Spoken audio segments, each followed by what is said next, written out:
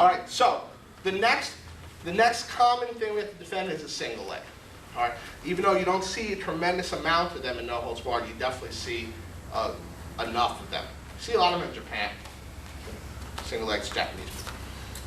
So how I defend a single leg depends primarily initially on where his head is. All right. Luckily, the single leg is a little less dynamic than the double leg. All right. There's usually the entry, and then there's a couple milliseconds where you can counter, and then there's a finish. The double leg just all happens, which is why you see them hit so much. So Paul's gonna shoot a double leg. He's gonna grab a single leg. He's gonna grab my ankle. More realistically, in no holds barred, you see what guys will shoot this low single. Okay. Submission wrestling also. He is going to come to bring it out if he wants. If that's the kind of finish he wants. Most guys will just come to the single and run the pipe. Okay. And he's going to drive me down. If his head is on the outside, okay, let's switch. If his head is on the outside, I won't crossface you. His head is on the outside. Two things I know. He's not a really good wrestler, and I have to ask how I got single leg to begin with. I'm going to take this arm, drive it in, and start shooting back. All right? And I'm not going to do it nicely, but I like Paul. And Paul would probably break someone's nose with a crossface, so just so you know how much, right? How much force is put. That crossface is like, I mean, it's hard. Anyone you don't like it?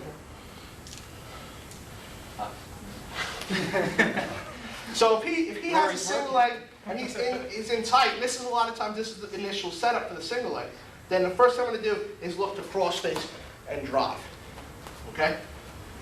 If his head is inside, I'll shoot. So if my head is inside and low, then he's going to start attacking the head.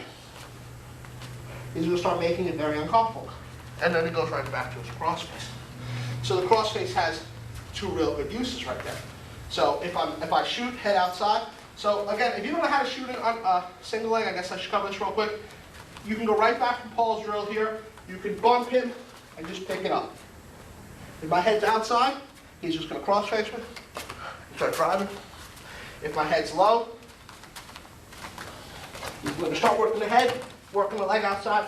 I have nothing here. He can crossface me if he wants to. He's already out. Give me the big crossface. So let's start with those. Again, does anyone need to see how to just feed the single to each other really easily? Start underhook, just change levels and drive it.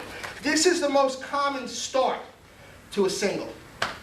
Paul immediately, don't do anything. We can do like a backwards rolling leg, or you're going to hit the cement.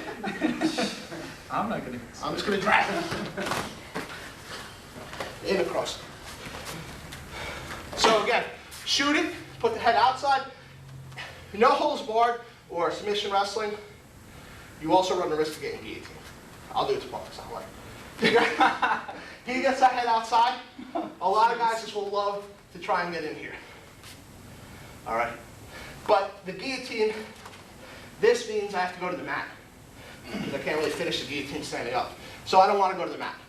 So I'd rather cross face him, get that arm, and then go back to what I'm doing. All right? Let's try those two. Head outside, head low.